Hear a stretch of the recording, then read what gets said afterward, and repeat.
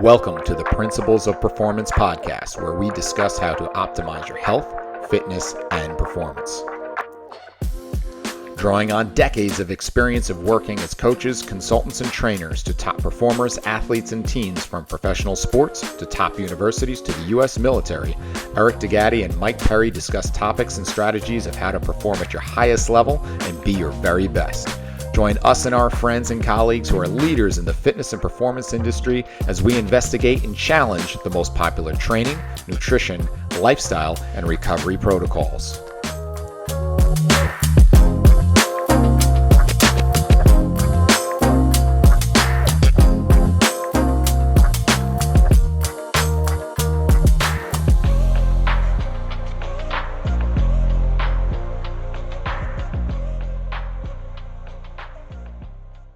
And away we go with lucky number 13 episode of the Principles of Performance podcast. My name is Eric DeGatti, along with my co-host Mike Perry, who's back in action after his much-needed vacation last week. And we're continuing our lucky streak with lucky 13 here with getting a bunch of really great guests on early on in the inception of the podcast with Mr. Kevin Carr. If you don't know Kevin, he's a certified strength and conditioning specialist through the NSCA. He's a strength coach employed at Mike Boyle Strength and Conditioning in Woburn, Massachusetts. He has a BS in kinesiology and minor in psychology from University of Massachusetts at Amherst, as well as a licensed massage therapist. But you might also know him. He's the co-founder and educator, lead educator for the Certified Functional Strength Coach, as well as a co-founder and the head therapist at Movement is Medicine, and also the owner of strengthcoach.com and MBSC TV. And it is our pleasure to welcome Kevin Carr. Kevin, thanks for joining us. Thank you for having me. And 13 is my lucky number. I'm born on the 13th. So very fitting that I'm on the 13th episode. It is perfect. Everything's lining up. All right. So let's get rolling here and find out a little bit about your background, because it's very interesting. And also I want to find out how you connected with Coach Boyle and kind of how you got to doing all the things that you're doing now with him.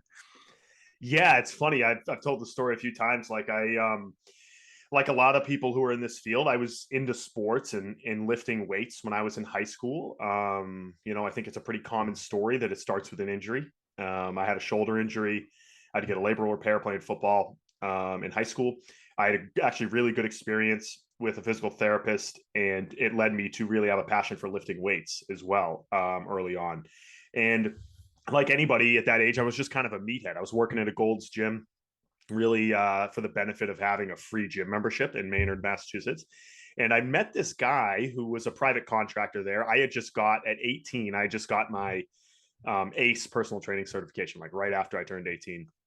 And I was just typical meathead. Like I would open up Muscle and Fitness and do, whatever the workout was that Ronnie Coleman was doing that week. And that was my routine. But I saw this guy named Clark Evans that worked there. I always shout him out because he's the reason I got connected with Mike. Is I look over and he's doing single leg deadlifts and single leg squats, and he's doing hang cleans, and he's doing chin ups. And I mean, he's training like an athlete. And I was doing nothing really like that at the time. And I said, "Oh, what are you doing, Clark?" And he told me, he goes, "I just did this mentorship with this guy, Mike Boyle. He's the strength and conditioning coach at Boston University. We went to spend the week with him at his facility and at the school. And if this is something you're interested in, you should really look into it." And I had just enrolled in UMass for my freshman year of college for the kinesiology program. And I had no idea who Mike was. So I just blindly applied for the internship because he told me it was a good idea. And so I was lucky that, I was interning there at 19 years old. I kind of started, that was really my first exposure to strength and conditioning, was when I walked into the doors at the old facility in Winchester. And fast forward, now 2022, I'm still there. And so I was very lucky to kind of run into some people earlier in my career who pointed me in the right direction. And I learned pretty early on that was a place that I wanted to be.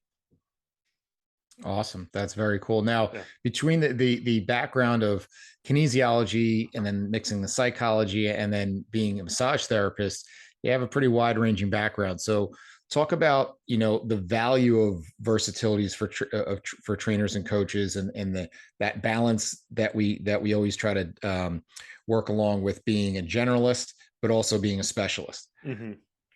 Yeah. I think if you're working in a setting that's similar to ours, where I'm seeing athletes, I'm seeing general population clients, I'm seeing injured people, I'm seeing healthy people, I'm seeing everybody over the course of the spectrum on the course of a daily basis, as many people in the fitness industry are if they're in a privatized setting, working in a gym, then being a really good generalist is very helpful because you're about a mile wide and a foot deep, so you can deal with, at least on the surface level, at just about anybody who comes through the door. If you start to narrow yourself into a specialty, that's great if you're going to niche down either in a sports like team-based setting or into a certain community. But myself, I found it very helpful to have a generalized background, so that at least on the surface level, I can deal with most everyone who comes with the door, and then hopefully steer them to the right people if we need to get some sort of intervention at the next level. And so, having a background in strength and conditioning, having a background in soft tissue rehab, and massage therapy, as well as a little bit of a psychology background. As you know, most of us in the training field are kind of part psychologist as well, from session to session.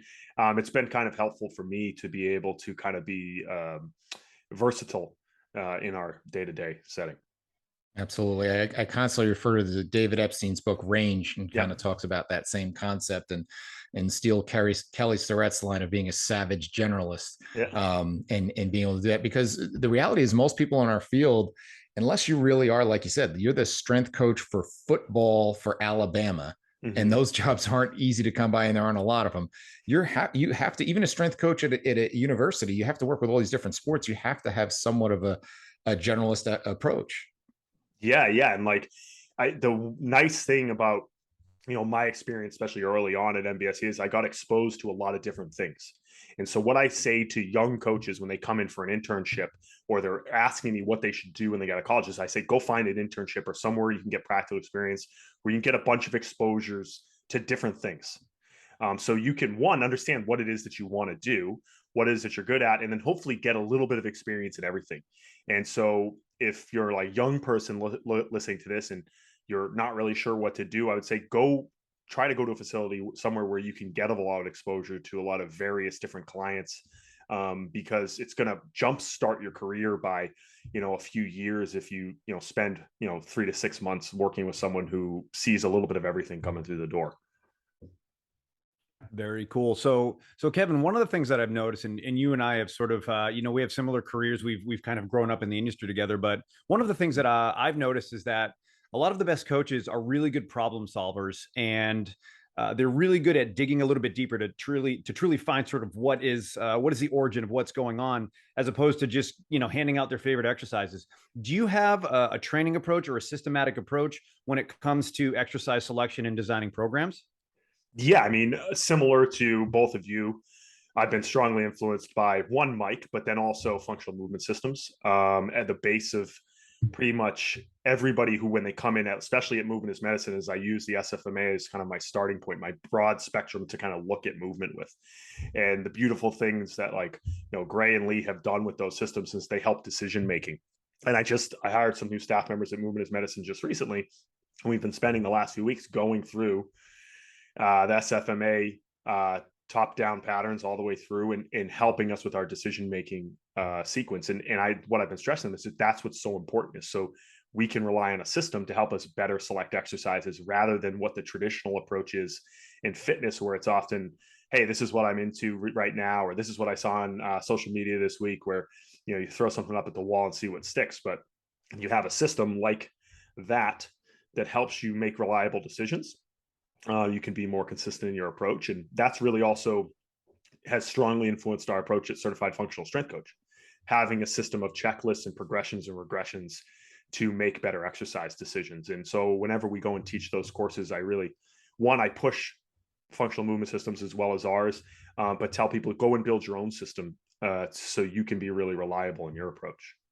It's funny because, as you know, when we're out teaching, everybody says, what's the best course? I'm a new coach, and we always say certified functional strength coach. I'm like, that's the next thing that you should take, because I've always felt that it's one of the best all around sort of entry level courses for young coaches to get exposed to really, really good training. And I always tell people that's the first place to go, because everyone's like, oh, you're a kettlebell guy. Should I go, take my SFG1? I'm like, that's not a bad thing, but you got to learn some other stuff before you just try to be a kettlebell guy. So that's refreshing to hear. So what you're saying is you just don't watch people warm up and make decisions, huh?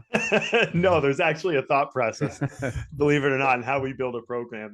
And that, that's really the biggest issue that we have in fitness is reliable systems and decision making.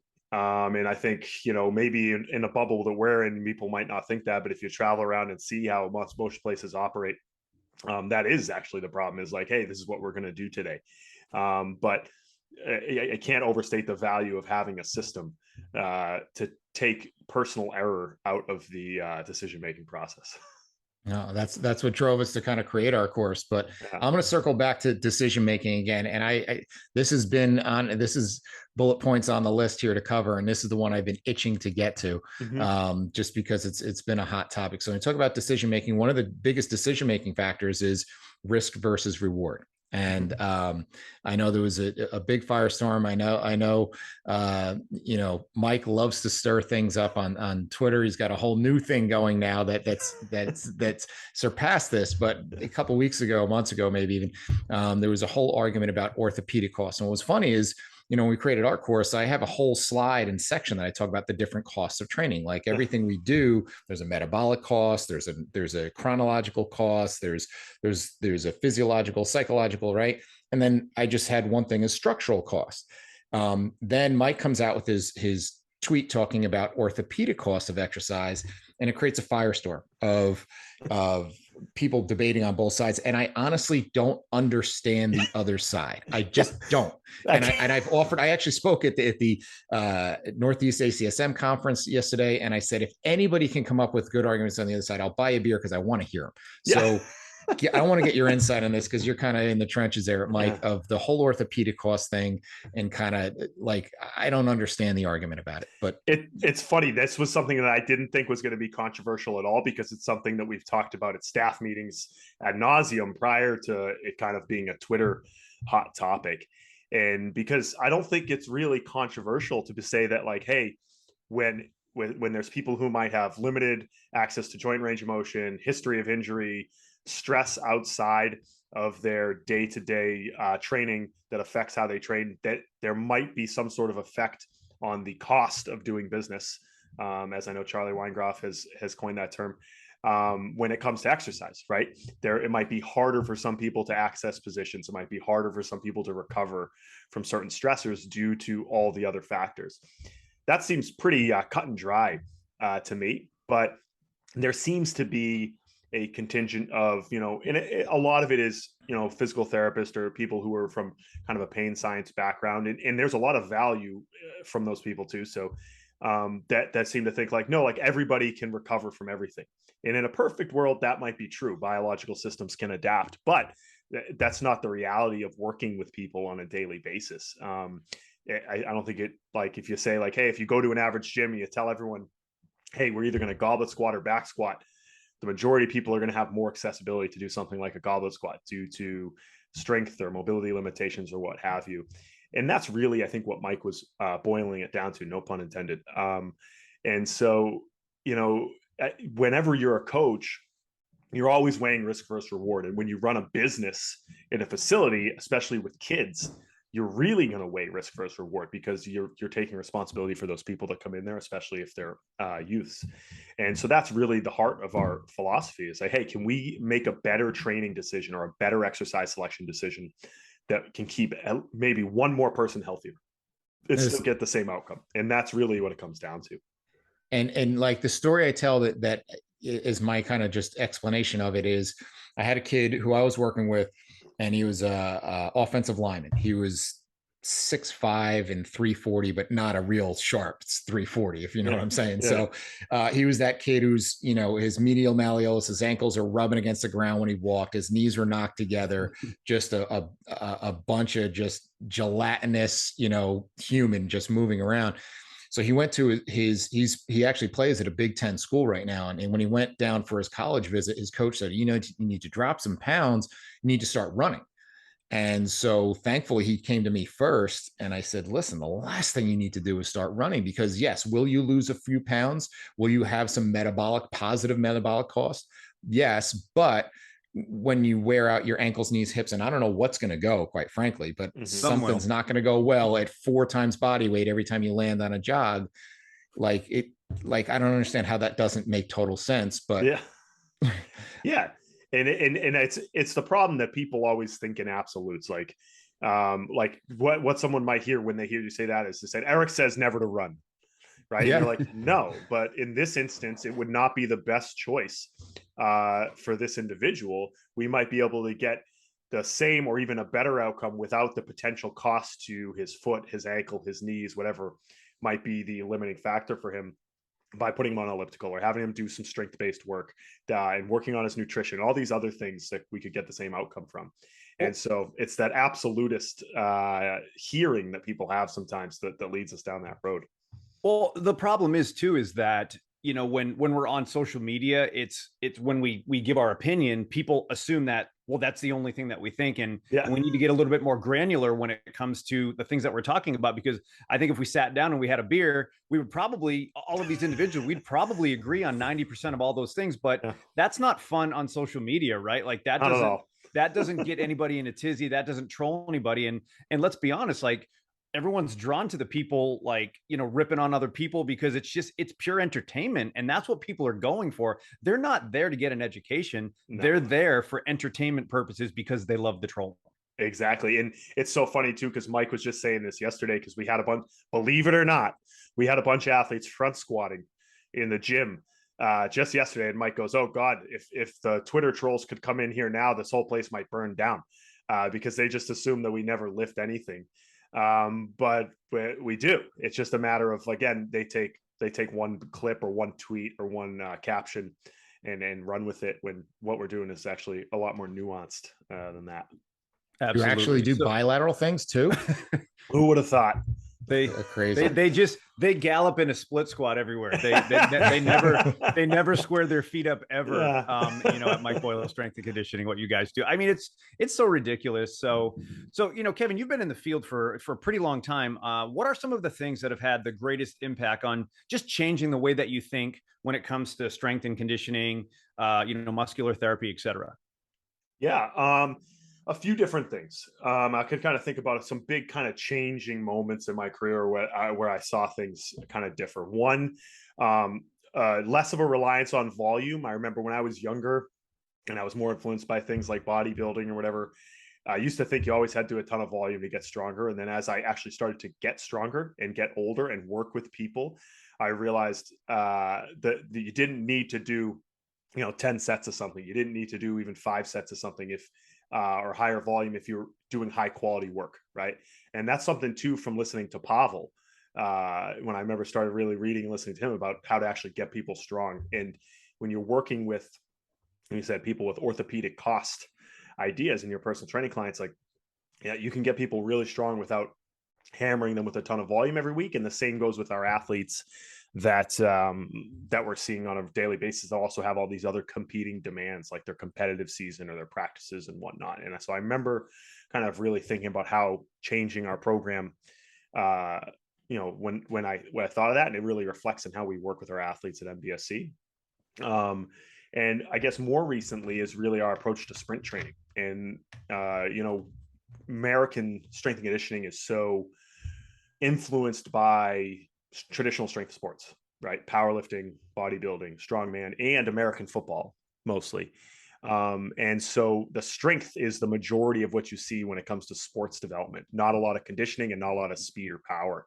And I remember a few years ago when we brought Tony Holler in, if anyone's familiar with Tony Holler, he's a high school sprint coach, track and field coach, very successful high school track and field coach. And he doesn't really advocate lifting at all for his athletes. And when he came in and told us that at a staff meeting, you thought our whole staff was going to like rebel at this guy. Cause he's like, I don't really make them lift. Some of them lift, but I just make sure they run, 2 to 5 full effort sprints 2 or 3 days a week. And that's really it. His volume was very low, but his intensity and quality was very high. And once we changed our sprinting to reflect kind of what he calls the feed the cat approach, All our athletes got faster and became better sprinters. And because we dedicated a little bit more time towards high quality sprint work with recovery and a little bit less time towards hammering them with volume in the weight room, our athletes felt better and they got faster. So it's very much on the same vein as, less volume, more high quality, high intensity work. And we've seen a huge payoff from that with our athletes.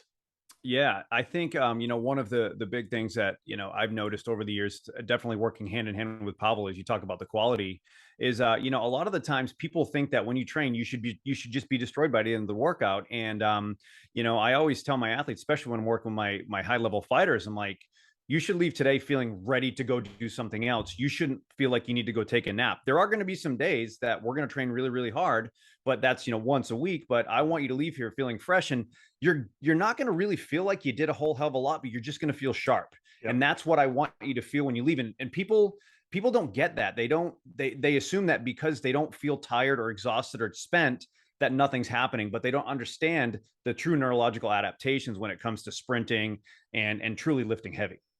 Yeah, I'd say the biggest misconception that we have in all of fitness and strength conditioning is that a good workout is signified by laying in a pile of sweat, being sore, being exhausted, whereas getting better, whether that means strength or power or endurance, often sometimes might mean high quality work where you walk out the door that day and say, I feel pretty good. I feel like I did something. You might feel a little bit the next day, but you don't feel crushed.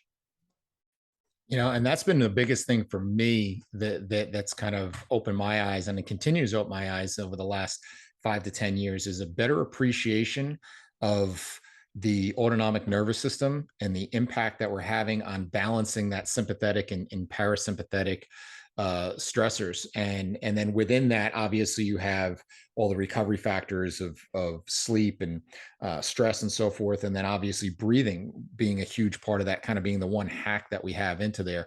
So that's been one of the big things for me that I've recognized in terms of what are things that I really missed in those first 5-10 years of doing this. Tell me about how you kind of address some of those outside factors that are not happening in the gym, but are really the magic that makes the seeds grow. Yeah. Well, first, the idea of coaching and thinking about respiration and breathing was such a game changer for us too. I remember early on when we went to a PRI course very early, and I talked to Mike about it. Mike's like, well, we breathe every day. Why do we have to think about breathing? And that was really the thought process at the time. But it was such a game changer from a therapy standpoint for me as a therapist to be able to get people's tone. I always say it's like a dimmer switch on a light. They might come into you at an 8, a 9, a 10, and you're just taking them and turning it down a little bit, getting the resting tone down to the point where they can actually accept some stress, or we can start to get them in positions where they're going to be better accepting of load. And so that was a big kind of light bulb moment for us as well. And it's been really incorporated to much of what we do. The lifestyle management stuff is the hardest to deal with, right? Because you're 2 or 3 hours maybe at best in that person's week. And so everything else outside of there is the stuff that needs to be managed. And so much of that relies on their willingness and their readiness to start to change those things. And I think it starts really with that conversation with them, because typically they come to you because they're frustrated about how they feel, how they sleep, how they look, whatever it might be. And initially they just think, Kevin, Eric, Mike, you guys will have the answer for me. What I do with you these 3 hours a week will be the answer to fix this problem. And it will be a part of it. But our conversation about all the other things you do outside of that and what our action steps are going to be with that are really going to be the magic. And so when you can start to have that conversation with them about, hey, we can lose 20 pounds, or we can make your back and neck feel better, but let's start to think about your sleep. Let's start to think about your support from your family for you making this lifestyle change, because sometimes you want to lose 20 pounds, but if you don't have the support from your spouse or the people around you, that can be really difficult. How are we going to manage our daily stress between our job and our kids and all these other things that might affect it? And you had baby steps in that direction. That's why the changes happen over years typically, as opposed to the 90-day weight loss thing that everyone markets isn't usually a realistic timeline for people to change their lifestyles. And so it's kind of baby steps in the right direction and building a relationship with these people so that they're willing to take your advice in the first place. Yeah, now that's something that you said before actually is something that comes up in our opening conversation with clients that I've been using for years. Is I always ask them and say, how do you know if I did my job? Like, how do you know you got a good workout? And what do you think the answer is? 99 times out of 100 is I sweat a lot. It was really hard and I was sore afterwards. And I say, oh, that's perfect because guess what? I got a program you don't even have to pay for. You can just come to my house this weekend and my wife's going to give you a list of shit to do. And you're just going to, mow my lawn and clean out the garage and do all that stuff. And I guarantee you'll be sweat, you'll be sore, your neck will be stiff. It'll be awesome. And they think I'm nuts, but that's the standard we've set in our industry. And so in terms of changing those standards, I'm going to kind of do a little visualization drill here with you and ask if I got to appoint you as the worldwide czar of exercise, right? And you could implement laws and standards, globally in the fitness industry, what would be some of the first things you'd like to see put in place? That's a great question. I like that. Czar of the fitness industry is a good title. So what I would start with is I would, number one, make our coaches have to understand how to have a proper intake conversation, like you just mentioned. It's so important. And the more I've gotten and grown up in my career and worked with more people in pain or people who are struggling with, whatever it is that they come to us with, weight loss, whatever it might be, I've gotten better and started to prioritize my ability to have an initial conversation.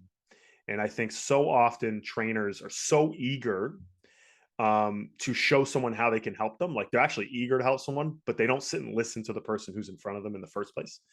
I think there was this research study that they said the average like physical therapist interrupts their client every 12 seconds on an intake.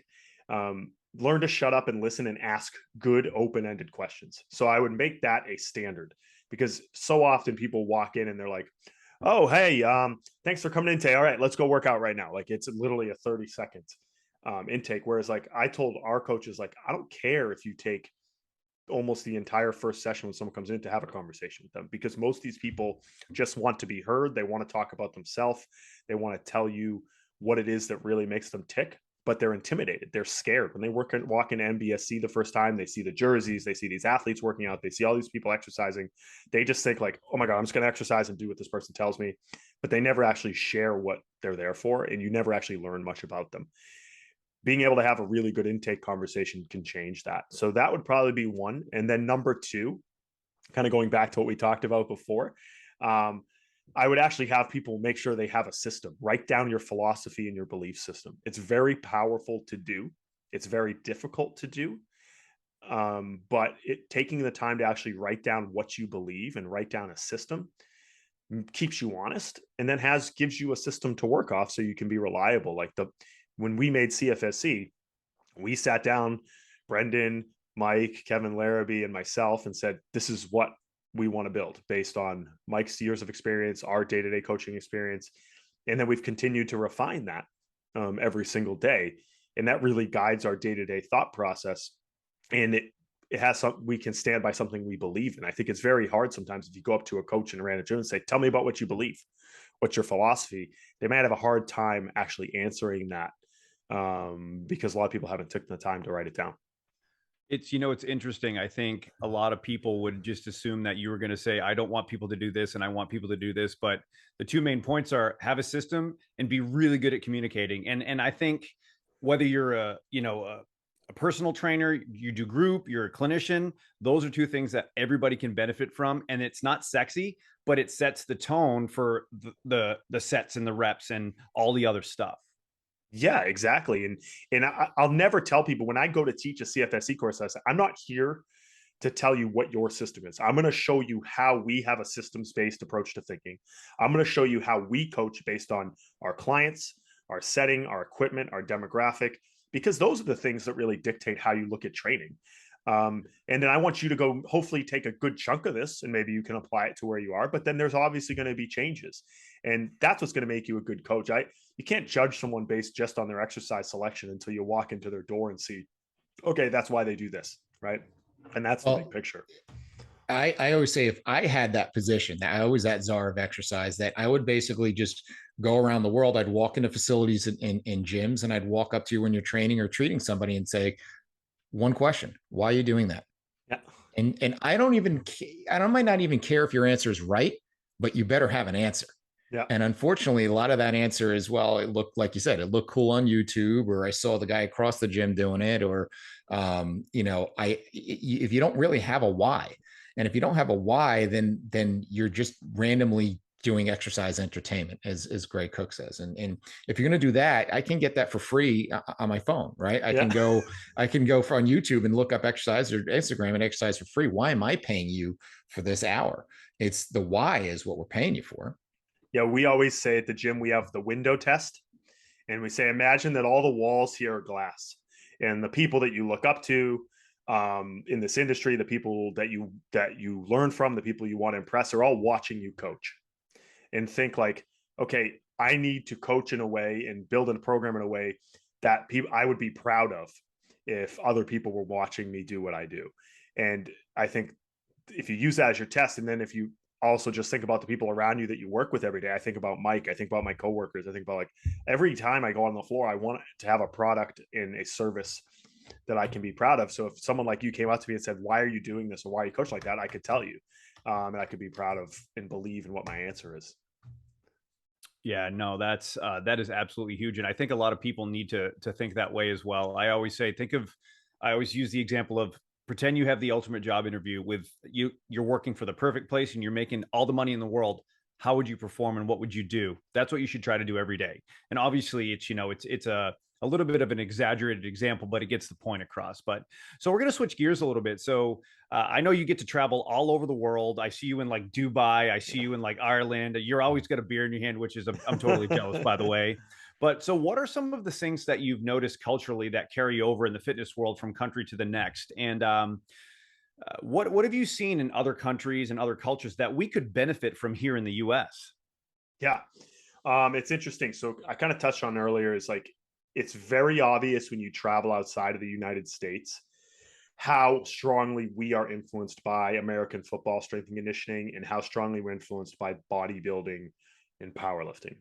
When you go to Europe, especially, they're much more influenced by sports like soccer. They're much more influenced by technology. They tend to be, in my experience, further ahead than us as far as incorporating data, sports science, and not necessarily thinking that everything lives and dies in the weight room. When I was just teaching in Croatia, and this is very true of Eastern European countries in general, they're very much more in tune with nervous system readiness, like we said, autonomics. They're more in tune with the impact of things like speed work or recovery as it is for the athlete.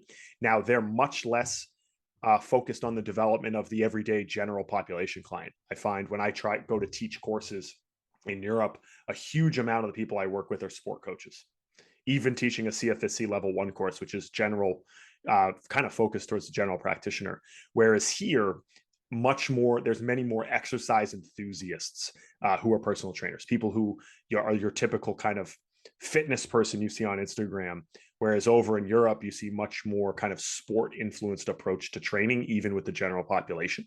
And that's something I think we could learn from. Again, it helps us think outside of just putting as much weight on the bar sometimes, in how to develop the person as a whole. And those are definitely a line drawn when you cross the pond over there and see how they think about training. It's a little bit different. It's interesting you say that, because I have some colleagues that I've kept in touch with who are over in Europe now, and they said the very same thing, is that general population is not going to gyms and getting personal trainers for the most part. It's mostly a meathead thing. Yeah. And I have a friend in Portugal who's a fellow educator, and he said, it's very different here. He said, we walk everywhere. We're active. We do a lot of things, and we just want to be active enough that we can drink wine at night. Right. Yeah, And exactly. so it's a very different thought process of our go, mentality here in the States, where the exercise gets put into that, where I have to compact this incredibly intense HIIT workout into my 1 hour of activity. And then I forget about activity the rest of my day. Yeah, it seems like whenever I'm over there, these people are walking to get places, they're biking to get places, or they play recreational sports. Well, you see much less, like maybe you see some people in their 20s when they first get out of college playing a rec league, but very rarely once people get older do you see them have like recreational time for themselves in America. Whereas over there, it seems much, much more common, because it's a lifestyle thing as opposed to, you said, a compressed delivery of exercise within a few hours per week. And even I think you see it in our physical education. This guy I'm friends with, he says, my son's getting dropped off today. He went surfing. And that wasn't something that he paid for, a special lesson or anything. That was part of school. Like a van picked him up, they Wow. went surfing. He said, my son's learned horseback riding. He said, and this is a guy who came from Manhattan. He said, yeah, I wasn't getting that in Manhattan. And so what they do there is much more of a physical lifestyle that starts in their, is part of their school system and what they do, as opposed to us where it's all game and sport based approach, and which is going to obviously be more drawn towards the athletes, and the kids who don't need it get it, and the kids who really need it don't. Mm-hmm. Yeah, but one of the more encouraging things that I've actually seen at our gym in the last few years is we've had more and more kids enroll in our middle school groups who are not competitive athletes. And that's one of the best things that I've seen. These kids come through the door. They don't play hockey. They don't play baseball. They don't play basketball. They don't play football. They don't participate in sports, but their parents have been sending them to train with us 2 or 3 days a week. And that's pretty rare, but it's something I've seen a little bit more of, which is a little bit encouraging. And something that I'm trying to think, how can we market to that more? Because as we know in America, the funding for things like recreation or our gym classes or physical activity in schools is getting cut. You're seeing less and less of it than generations before. So the importance for them, to have basic movement literacy or just exercise and physical activity in their day is the demand is going up in my mind. Now that also translates to, we also have way more kids playing sports and way less athletes. Yes. Right. When you talk about that long-term athletic development, you have kids who play 150 games of baseball a year, but can't skip, can't run, can't jump, can't do the most simple things. It's unbelievable. I remember, like, I was a multi-sport. I played 3 sports all through high school, right? In the time since I went to high school to the time now, I see less and less of that. And I've seen the growth of club sports and privatized sporting clubs explode. And maybe there was some of that when I was younger or I was blind to it, but it seems like every kid now is a year-round athlete. Like I have some girls now that are softball players they have softball now, they have softball in the spring, they have softball in the summer. And I'm like, do you have an off season? Like they all play more games than kids in college. Baseball players pitching more innings than professional pitchers. Hockey players playing more games all year than guys in the NHL. It's so backwards to me, but it's the infiltration of money and the privatization of youth sports is just it's insane. And it's these parents that think they have to keep up with the Joneses always and put their kid in every camp and every showcase in every club team, when in reality, like you said, you're making less athletes in the long run. You know what, is, as someone, my oldest son just started playing club lacrosse, but he's still outside playing basketball, playing frisbee. He still wants to do other sports, but and it's hard because I look at him. He's 11 years old. He's kind of middle of the pack. He's not the worst. He's not the best, but as a parent, you want to see your kid successful at every single age, right? You want to give the opportunity to be the best player. And it is hard, and I know better. Like, I know better, right? But it still is hard as a parent to not want to be like, we need to do more lacrosse, right? But I also know that, like, no one gives a damn about the jamboree that we're playing in tomorrow. Yeah. Like, in 10 years down the road, we're not going to be like, what was the deciding factor in your athletic development? He's going to be like, oh, remember when I played, that jamboree in 2002 when it was pouring out? But it's hard because we want the initial feedback and we want the initial reward of winning and scoring goals, because we're so short-sighted in the success of our kids that we truly forget about the long-term athletic development component. And we had a really good discussion with Greg Rose, and he was talking about this as well, is that, we're just really missing the boat. But I just wish more parents and coaches, to be honest, were educated on the true athletic development model, because it's really good in Canada. They have an awesome model. Australia, It's great. The US, it absolutely sucks. Yep. And it's really, it's so unfortunate because we have the the facilities, we have the people. Like we could do this, but it's just so driven by immediate reward, competition, and money. Yep. And my friend Mike echoed the same thing with his kids. Like he's always been a long-term athletic development advocate. And he has, a daughter who's now playing professional hockey, who I've seen go from being in middle school all the way through. And, he did his best to kind of, until she got up to that, more elite level in high school, to start to narrow into things like hockey to try to keep it varied. But he said, it's hard. As a parent, you say like, I want my kid to be the best at everything. And how do I balance that with what I think might be best for them long term? It's difficult, especially when you're surrounded by peers who might be doing something different. And you're right. I think there is an overhaul needed in our American sports development model. It's just a matter of how do we do it, and then how do we, in the context that we currently have, make the best decisions to support them, whether it's with training or with other sports or whatever it might be. Yeah, we also had Lee Taft on a couple of weeks ago, and he's been on the soapbox for changing this, and it was just awesome. He's somebody who's very, very passionate about it and has some really cool ideas of how we change the model of, and I went through it with two boys playing baseball of, we drive 2 hours, stay in a hotel to go play a team that we could have played down the street, and saved ourselves a couple $100. But let's go back and go back to the some of the education that you're doing around the world, and we're coming out the other side of this pandemic, and it went from, and being, all of us as educators, we went from being in rooms where we can interface with people and meet people and create connection, to where we were talking into webcams and teleprompters. Mm-hmm. And then now we're gradually starting to get back out there. So kind of tell me where you see the next year, 2 years, 5 years going in terms of trainers and education, and what some of the trends are that you've seen. Yeah, I mean, I'll tell you, it's been unbelievable to be back teaching in-person courses again. It's so much more enjoyable I'm with you there. than teaching on Zoom. However, I do think you're going to see more hybrid education models, which I think can be good. Like, whereas, idea where maybe you teach an online workshop and you have some online delivery as well as an adjunct in-person course that goes with it, so you can reach more people, allow more flexibility. I think we can use technology to our advantage. But so much of what we do in fitness, I think, will always rely on interpersonal skills, and those are harder to develop through a computer or through a camera. And so, we offered, like, thankfully, this was just good timing. We launched an online component to Certified Functional Strength Coach in January of 2020. Just very dumb luck on timing, which was very helpful for us because we were able to continue running the business and reaching people and educating throughout that. And we added a Zoom component, a live Zoom component, because we didn't want it to just be recorded content that you consumed and never talked with someone in person. And so we went as far as to actually build a Zoom studio at our gym. We had a space that we had been renting to a physical therapist who, during COVID, she shut her business down. And we had Perform Better come in, lay down turf, put in a rack, put in flooring, bring in a bunch of equipment, and we have professional camera set up and lights and audio, and we can actually teach live Zoom courses out of there. And we do Zoom workouts for our clients at the gym as well out of there.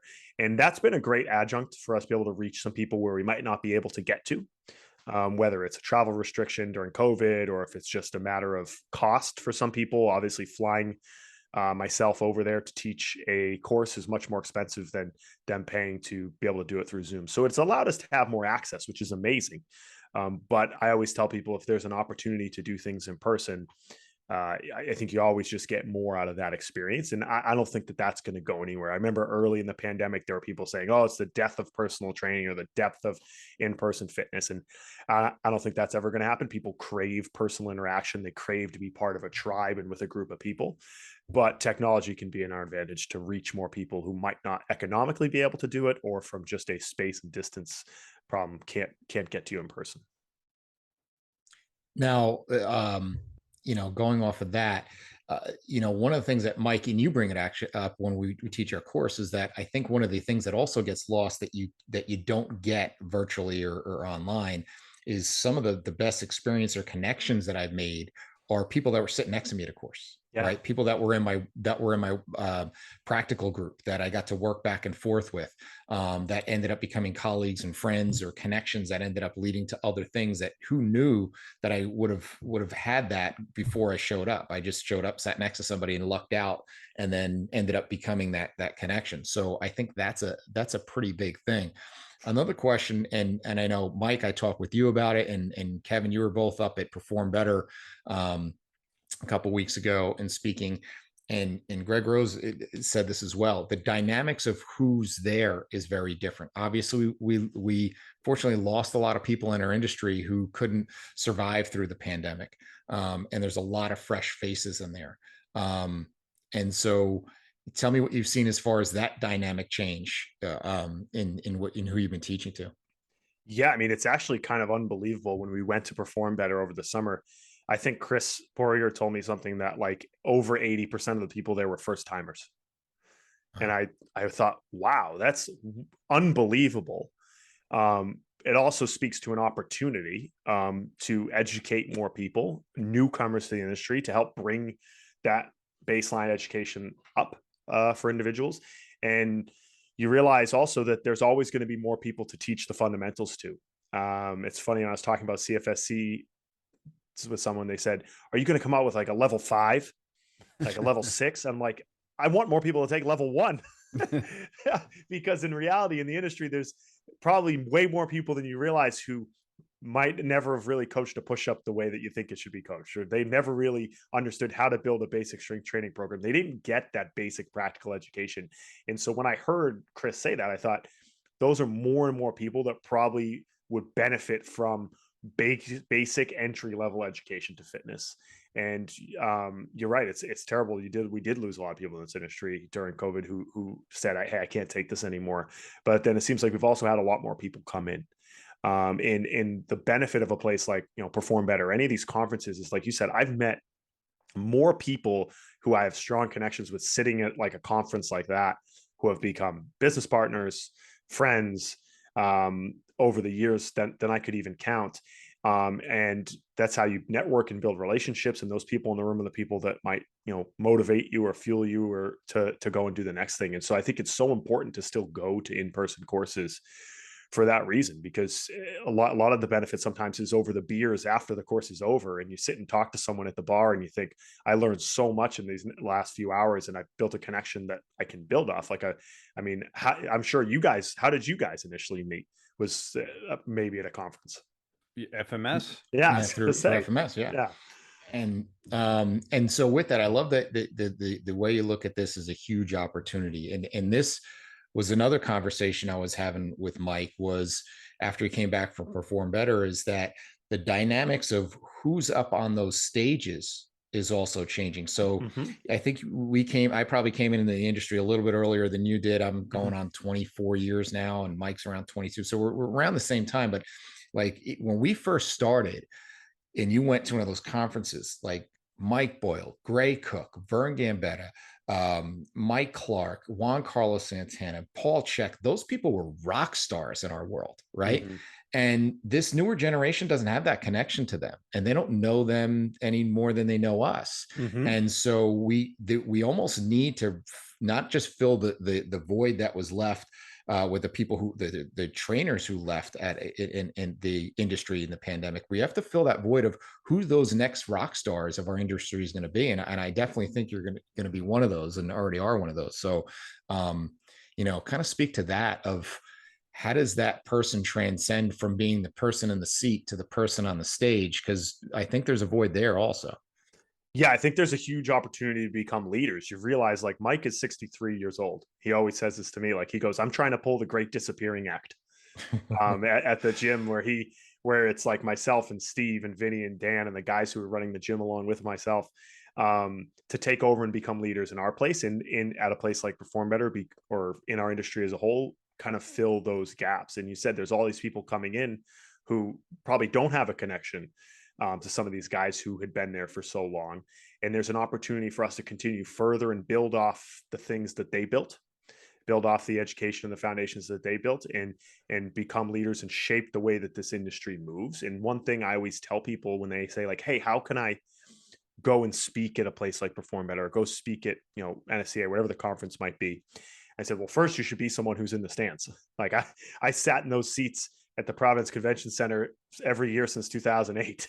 And so it's one of those things that you build a community, you build a connection with the people there, you put yourself in the right rooms to educate yourself. And then every time you have an opportunity to go speak and to go educate, whether it's, with the people who are in your gym, your staff, go and do that and sharpen your sword, get a little bit better at that. And all of a sudden you got a crowd of, 400 people sitting there listening to you. But you got to go put yourself as an opportunity to learn first. And before you know it, you might be up there. Yeah, it's funny you say that, because I was at the Providence Perform Better, what we're up doing the Q&A, right? And I'm sitting next to Gray and Charlie Weingroff, and I'm like, one of these guys doesn't belong here right now, and I'm pretty sure it's me. So, but it's interesting because you're right. You go and you say same thing. I went to endless Perform Betters, and when FMS was in New England, I'd go to every event, and I just learn and learn. And it's pretty cool when you get to the point where you're that guy, right? You started as that guy in the stands, taking notes, and then eventually you're up being colleagues with these individuals, and you're like, holy crap, like it's pretty surreal in my opinion, because I never would have expected that for myself. And I know sort of, a lot of these young coaches they have this opportunity that they don't even realize that they have when it comes to learning from others, and just developing relationships, and trying to find a mentor. I think that's a huge part of it as well. But I think just putting yourself in a position to just be willing to learn from everyone and anyone, I think is one of the best things you can do to further your career. Yeah. And I think sometimes people see where you're at, or where someone like Mike is at, or Gray, or someone who's at the top of where their industry is, and they think like, how do I get there? But I'll tell you, like, when I started MBSC, I thought I was just going to be coaching high school kids, and I always say, like, my why hasn't changed, but my how and my what has. Like, at the beginning, I remember thinking, like, I just want to spread the value of good training and physical activity to as many people as possible, and I thought that meant just coaching high school kids, and that was awesome. Then I started doing some personal training. So my what and my how changed a little bit more. Then I had an opportunity to help Mike with the mentorship group. So I kind of move into an education piece. Then I start to teach some of the interns, right? Then we start doing traveling mentorships where we went to people, and that eventually became CFSC. So there's another step in that direction.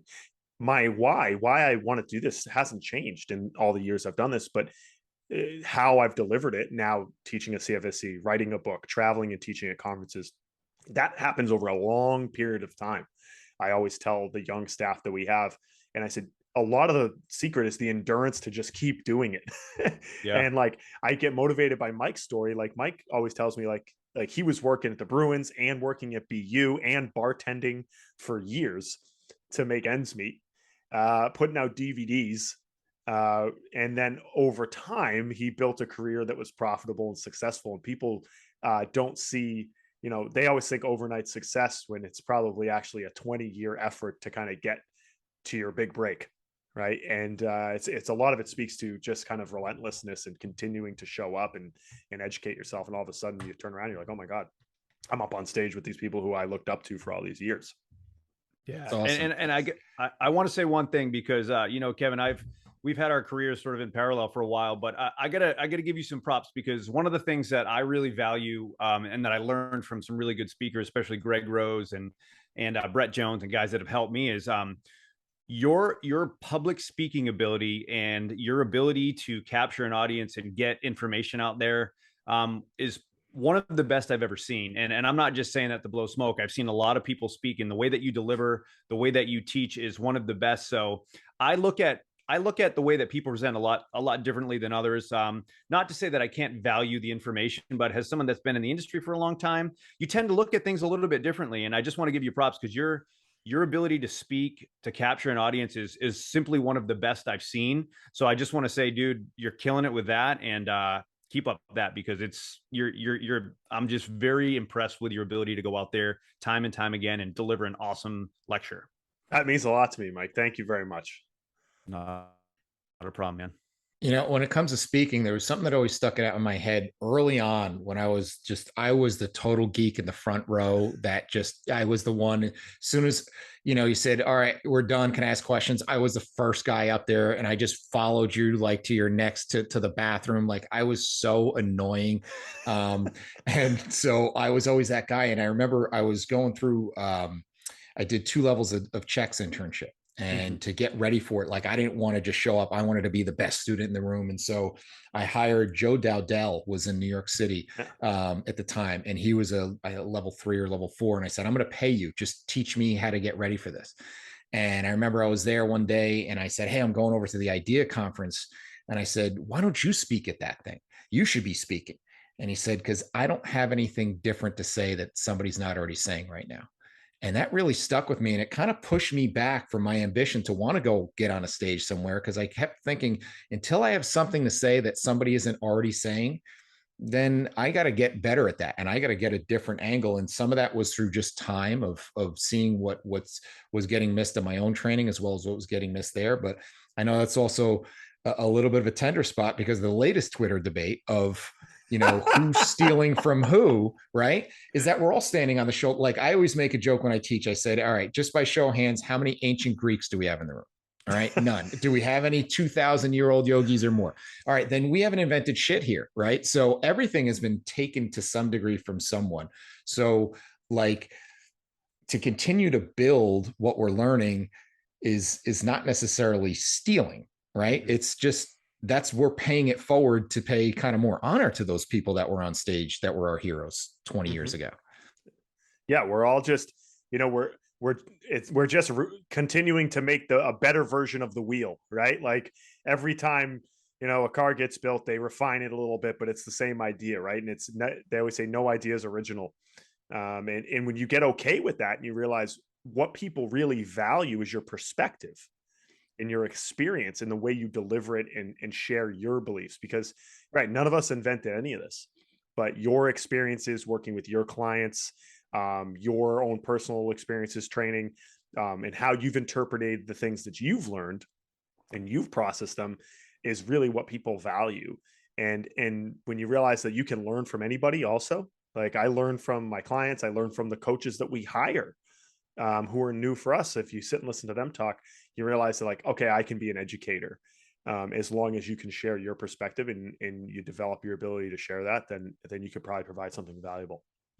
There's a great book, Austin Kleon wrote it. It's called Steal Like an Artist. He has a whole series, and it talks about just this: is that every musical piece, the Beatles stole from the blues artists that came before them, and then everybody else stole from the Beatles, and so it's an interesting conversation that's out there about that. So before we wrap up, Mike, anything you want to add or any final thoughts on your end? No, I mean, for the people that are listening, check out Kevin's work, check out the certified functional strength coach courses, all the stuff that those guys do over there, are absolutely impacting the industry. And I highly recommend that you go to learn from some of the best, because those guys are doing it right, in my opinion. And, regardless of your background, there's always something to learn. And I think the content that those guys are putting out over there is top notch. And, there's always an opportunity to get better, and I highly recommend anything that crew puts out. Thank you so much. Speaking of that kind of work, what's new and exciting that you got coming up down the pike? Well, I mean, we have a ton of certification courses coming up all over the place. So if you head to certifiedfsc.com and go over to our registration page, you can see kind of all the courses that we have planning all the way into 2023. I actually have a course coming out next week with Muscle in Motion. If you're familiar with them, they do a lot of work with like anatomy, visuals and videos, and it's functional training anatomy course that's going to accompany my book that came out with Mary Kate Fight last year. I have a book with Human Kinetics called Functional Training Anatomy, and we designed a course through CFSC to accompany that. And Muscle in Motion has done an unbelievable job with me providing explanations and them providing the visuals with the anatomy laid in next to me. And so that's going to be coming out on the 18th, so next week. So keep an eye out for that. And yeah, that's really the big thing on the horizon. Cool. And what's the best place for people to find out more about your work and stay up to date on things, all things Kevin Carr? At Movement is Medicine on Instagram is pretty much where I put all my training related content, and at Certified FSC would be the two places to find me on social media. Awesome. And then last, but certainly not least question is, we brought up beer multiple times and you're around the world. So where's the best? Oh, where's the best? Probably Slovakia. I haven't been to Czechoslovakia, but I have been to Slovakia, and they equally have a very strong beer culture there as well.